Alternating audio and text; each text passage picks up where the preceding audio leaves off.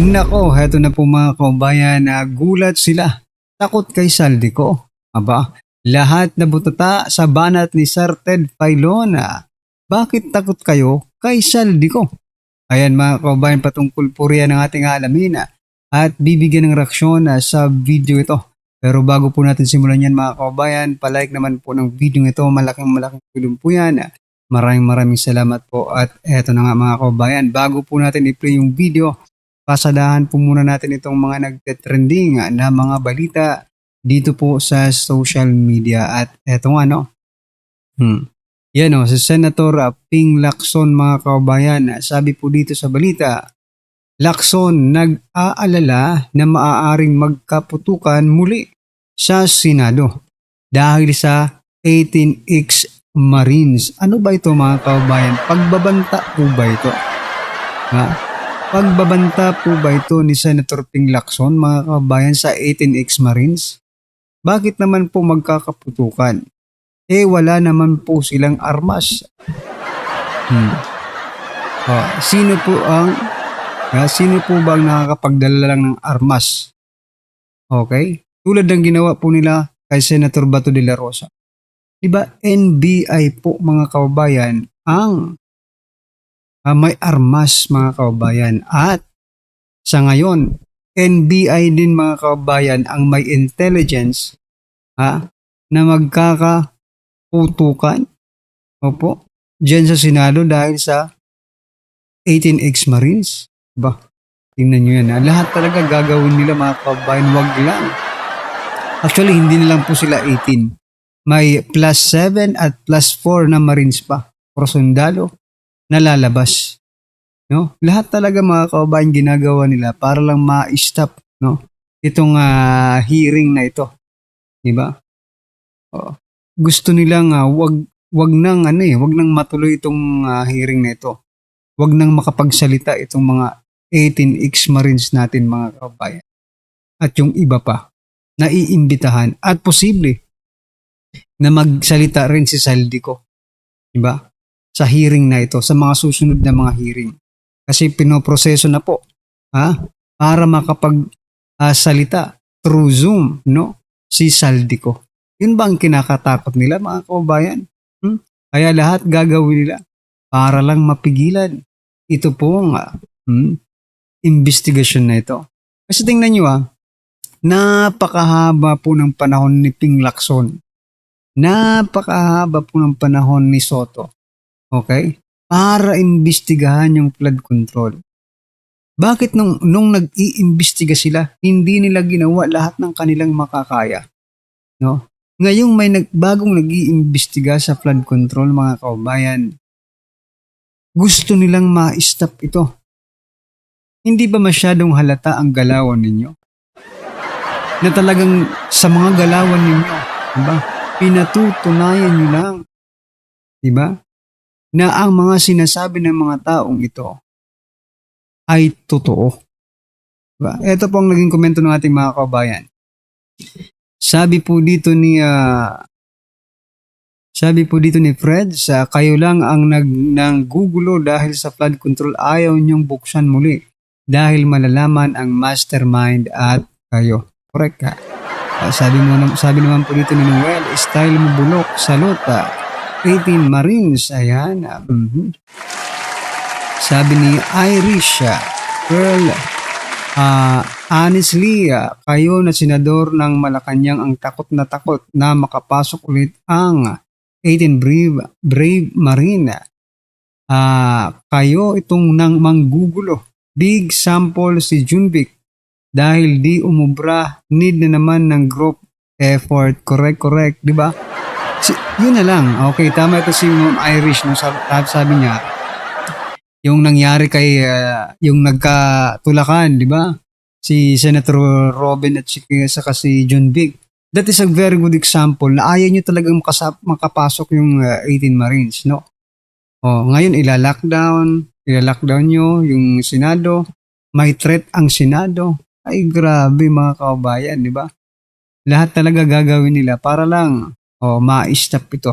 Anyway, ano po ang masasabi niyo dyan mga kababayan? Just comment down below. Alam niyo po ba kung bakit ganito sila?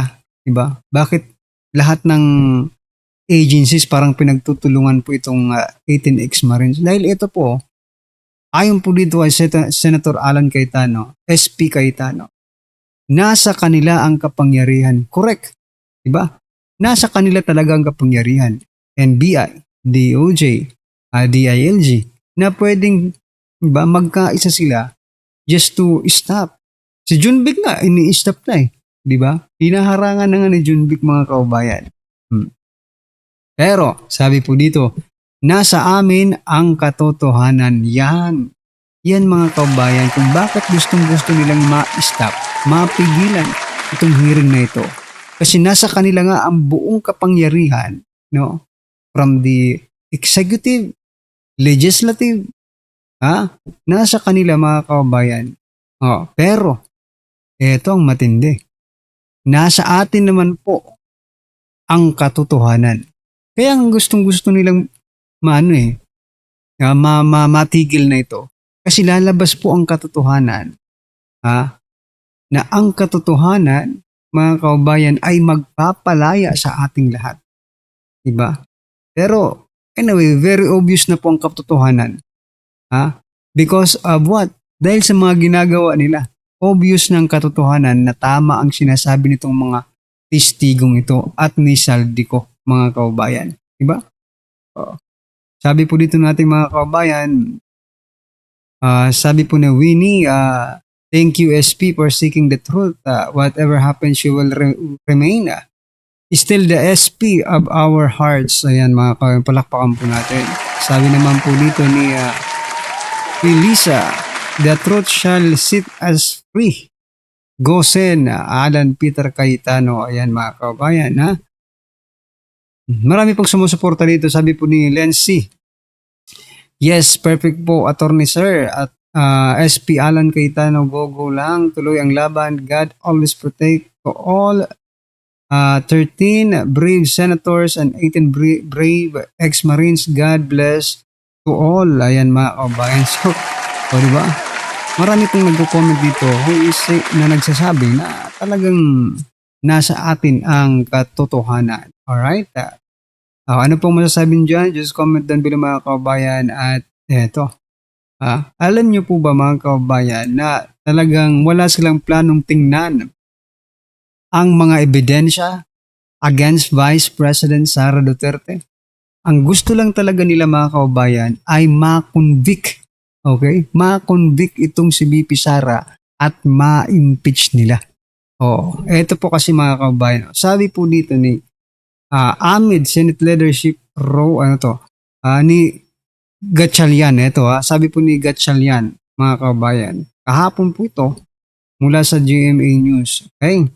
Senator Win Gatchalian says 18 votes needed to convict VP Sara Duterte. So, anong ibig sabihin yan, mga kaubayan? Parang yung ebidensya, secondary na lang. Diba? Kailangan lang nilang makahanap o makakuha ng 16 na boto. Without looking the evidence, impeach ka na, VP Sara. But that's alright. Bakit? It's politics, mga kaubayan. And politics is numbers game. No? Diba? Politics numbers game. Pero hindi po bobo ang taong bayan na nanonood sa inyo, na maniniwala sa inyo, na yung mga ebidensya, no, ay talagang dapat ma-convince nyo ang taong bayan. Diba? Mayroon talagang solid evidence against Vice President Sara Duterte. Hindi yung idadaan nyo na lang palagi sa botohan. No? Although it is right, no, para sa kanila kasi numbers game nga. Pero what I'm trying to point out, they should look into the evidence kung gaano ba ito kabigat, gaano kawalang kwenta yung mga ebidensyang yan. Diba? Bago sila bumoto, yung 16 votes na yan. No? Pero nga, ang sinasabi ko, mga kabayan, parang hindi sila interesado sa ebidensya. Mas interesado po sila sa botohan. Bakit? Kasi ngayon pa lang, namumroblema na sila, mga kabayan. Kung paano nila makukuha yung 16 vote, Gayong 12 lang sila. Napakarami pang senador. 4 na senador pa ang kailangan nila. So, anyway, ano pong masasabi dyan mga kaubayan? Just comment down below. At eto, last po natin pag-usapan tapos i-play na po natin yung video. Gusto ko lang i-share ito mga kaubayan. Ito pong si Garin. Ayan o. Dinamay pa pati tatay niya, mga kaubayan, yung namayapang tatay niya. Sabi po ni Garin dito, Garin, please, wag kang mag-alala. Kung nadadawit ka man, dito sa flood control, sa maleta delivery, di ba? Bakit? Hindi lang naman ikaw eh. Hindi lang ikaw ang nagdi-deny. Lahat kayo, hinayong pa kayo. Lahat kayo, nagdi-deny na hindi kayo na-deliveran. Pero kahit na may mga pictures, no? O for example na lang kay Stella Kimbo, di ba? May bike pa, tapos may mga nakahilirang maleta. Nire-receive pa ni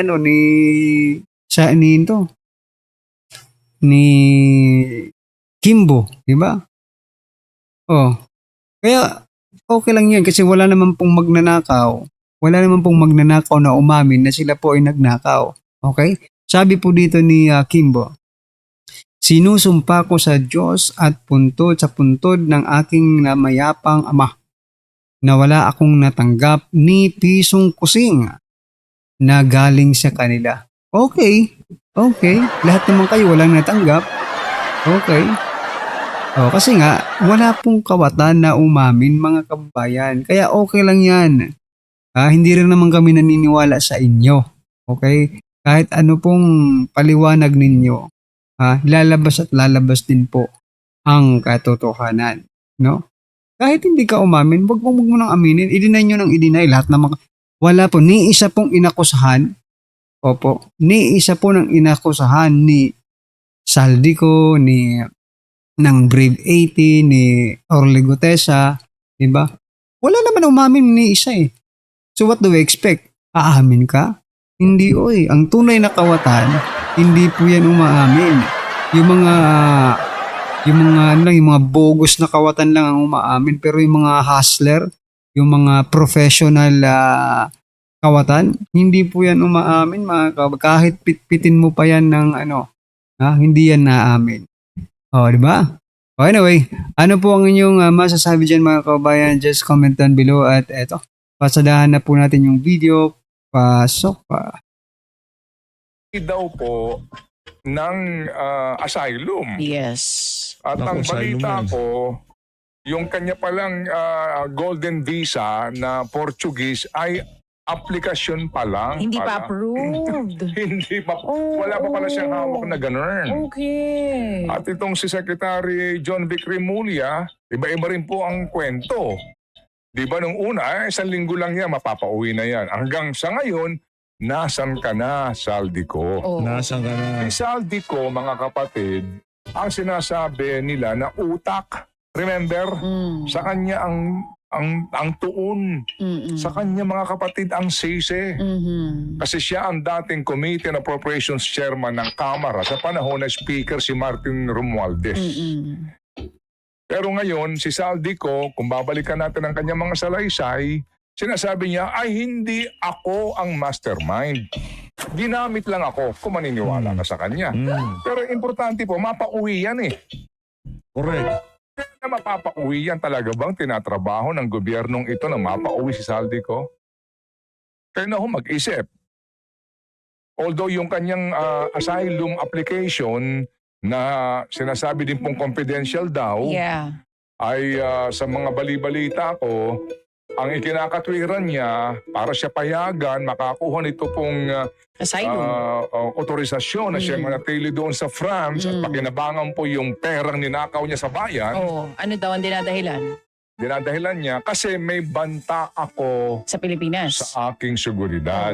May threat. Nang dahil sa politikang ito, gusto ko nilang habulin at gawing akong polkay. Political persecution, Yes, kumbaga. yes, Oo, yes. yun nga. At ang sinasabi sa atin, maaalala mo, may mga nag-explain ito tungkol sa asylum. Ang sinasabi ng mga abogado na nakausap natin, kapag nag-apply ang isang tao ng asylum, kahit hindi pa yun naaaprubahan, habang ongoing yung application, hindi pa po pwedeng mapauwi ang isang tao. hanggat wala pang approval o kaya pag-deny dito sa kanyang asylum application. So At sa- paano yan? At sa dami ng kanyang pera, kaya Ayun. niyang kumuha ng mga pinakamahuhusay, Aaron at Direk Joey, ng mga abogado sa Europa. Yan. Ang sabi nga na naman ni John Vic, di ba nakatira daw doon sa doon sa may Penthouse? Avenue de Trump siya.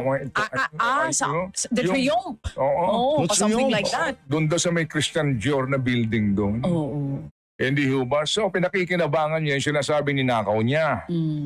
At sa Sinasabi kami na kanyang daw, pera, kaya niyang kumuha ng abogado na kapag na-deny, mag-a-appeal. Appeal ulit. Ang tagal nun. Hanggat sa abutin po ng pagtatapos ng termino ni Pangulong Marcos. Pero ang tanong nga din talaga bang seryoso ang gobyernong ito na pauwiin si Saldico? Gusto kong itanong yan kay Attorney Claire Castro kung ating makakapanayam. Pero sige, hayaan na po natin si Saldico.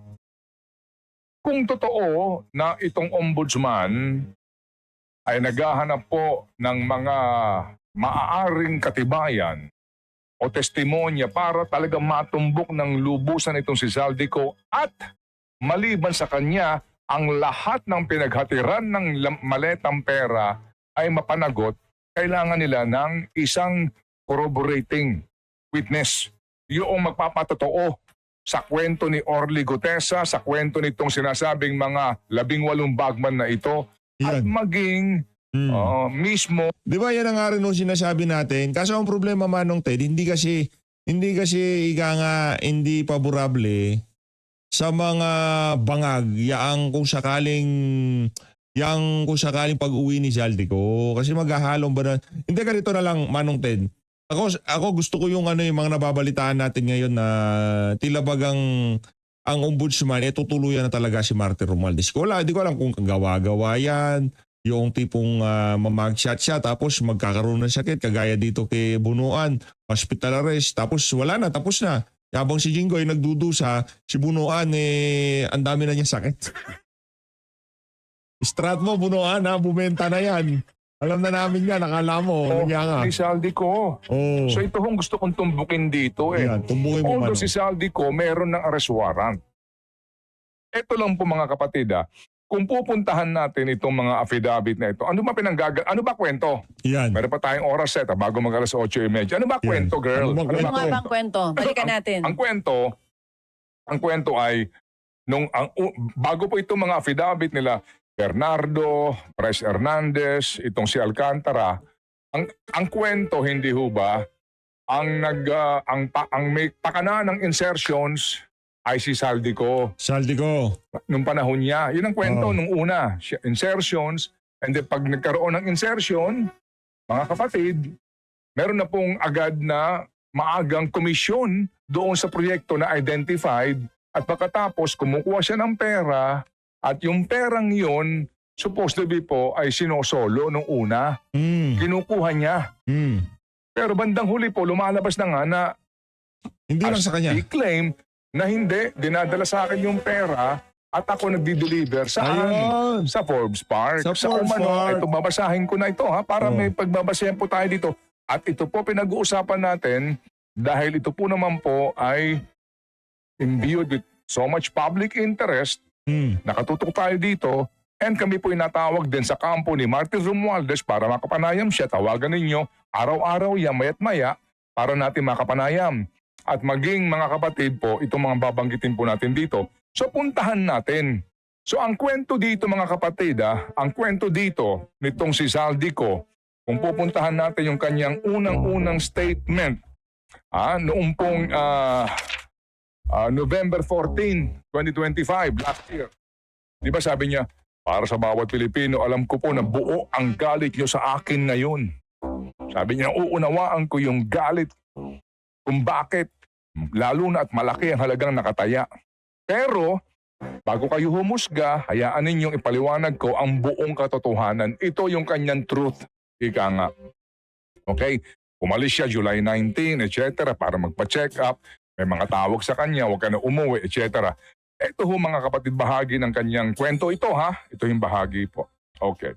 Kanyang sinasabi na yung mga insertions na yan, meron umanong imprimatur din itong si Amena, Pangandaman, yung Amena. dating BBM na Oo. inalis lang. Oo. Sinibak ba o umalis o anuman? Sabi niya, sa bandang huli pati po yung mga inaabot daw pong 100 billion insertion, wala pong napunta sa akin. Hindi naman Yan ang totoo yun. claim niya. Hindi naman totoo yun. Manong Ted, isang malaking kabalbalan yun at hindi maniniwala doon ang ating mga kababayan. Ang bait niya, di ba? Ginamit na sa taga-kolekta. Lahat po ng insertion Yun nga mga nagdi-deliver nakakasikwat nung hindi pa linalak yung maleta. Ngayon, ikaw sa'yo dumadaan yung pera. Yung mga nagbibilang, di makasikwat, pambihira naman yan. Hindi totoo yun. Ito talaga si Saldi. Kung magsasabi ka, tell all, hindi yung save yourself, ika nga, tell all. Sabi mo lahat ng nalalaman mo. napunta sa ating Pangulo at Nako. Speaker Martin Romualdez. Nako. So ayan mga kababayan, klarong-klaro, di ba? Kaya naman pala, lahat gagawin nila. Huwag lang maimbestigahan ito. Nako. Ano po ang inyong opinion dyan mga kababayan? Just comment down below at syempre huwag mong kalimutang i-like ang video ito at pasubscribe na rin po mga kababayan. Maraming salamat po.